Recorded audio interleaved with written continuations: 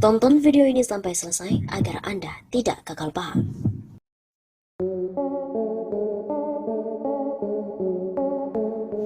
Berikut ini adalah kronologi dan fakta-fakta di balik insiden dari adu tembak dua anggota Polri di rumah Kadif Propam Polri Irjen Verdi Sambo. Yang pertama, penembakan terjadi di rumah Kadif Propam Polri Irjen Verdi Sambo.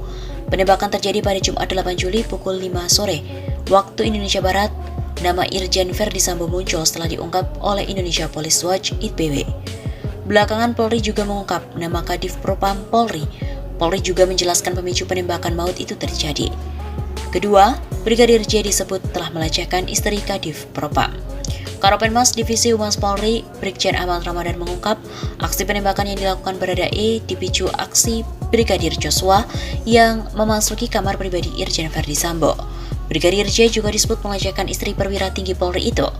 Berdasarkan keterangan dan barang bukti di lapangan bahwa Brigadir J memasuki kamar pribadi Kadif Propam dan melecehkan istri Kadif Propam dengan todongan senjata.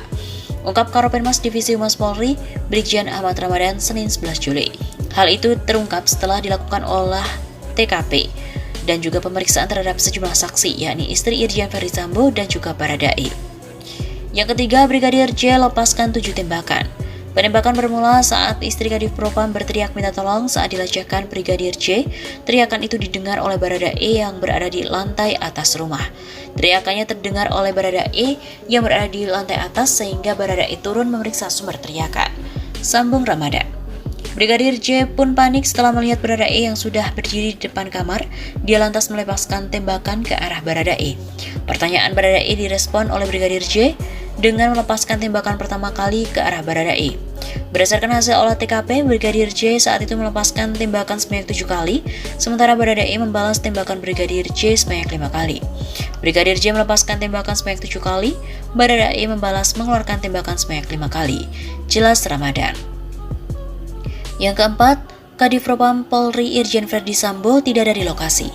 Masih juga kata Ramadan, Irjen Verdi Sambo tidak berada di lokasi saat peristiwa terjadi. Saat kejadian, Kadif Propam Polri itu sedang melakukan tes PCR COVID-19.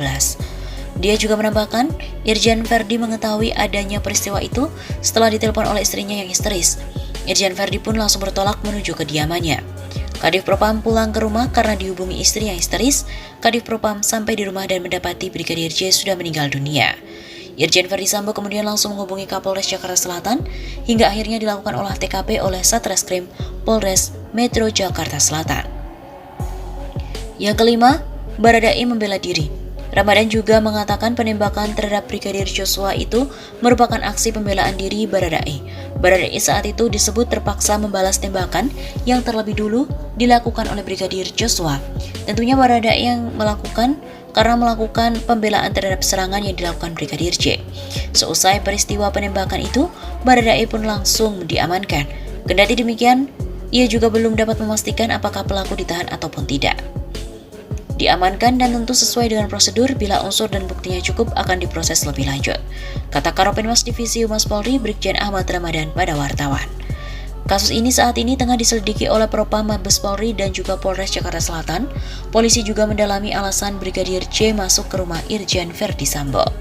Ahmad Ramadan juga menegaskan bahwa Polri akan menindak tegas jika memang ditemukan adanya unsur pidana dalam penembakan itu. Yang keenam, keluarga ungkap ada 4 luka tembakan di tubuh Brigadir J. Keluarga dari Brigadir Joshua yang tewas setelah ditembak sesama polisi pun buka suara. Keluarga mengatakan di tubuh Joshua ada 4 luka tembakan dan luka bekas sayatan. Yang luka tembak itu 3 di bagian dekat bahu, lalu 1-nya di tangan. Kata tante dari Brigadir Joshua, Roslyn, lewat rekaman video dilansir dari redaksi Detik Sumut, Senin 11 Juli. Yang ketujuh, keluarga sebut 2 jari Brigadir J putus dan ada luka sayatan. Keluarga juga mengungkap adanya luka sayatan di tubuh Brigadir Joshua.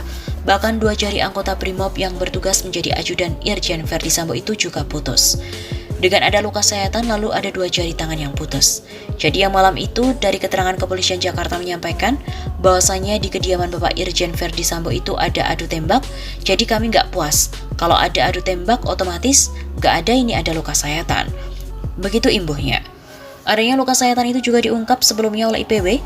IPW juga mendesak Polri untuk membentuk tim gabungan pencari fakta atau TGPF untuk mengusut tuntas insiden penembakan tersebut. Pasalnya peristiwa ini sangat langka karena terjadi di sekitar perwira tinggi dan terkait dengan pejabat utama Polri. Anehnya, Brigpol Nopriansah merupakan anggota Polri pada Satuan Kerja Brimob itu. Selain terkena tembakan, juga ada luka sayatan di badan. Papar Ketua IPW Sugeng Teguh Santoso. Yang ke-8, Polri juga membantah ada sayatan senjata tajam. Polri membantah adanya sayatan senjata tajam pada tubuh Brigadir Joshua. Karopenmas Divisi Humas Polri, Brigjen Ahmad Ramadan menjelaskan, sayatan di jenazah Brigadir Joshua diperkirakan berasal dari gesekan peluru yang ditembakkan oleh Baradae.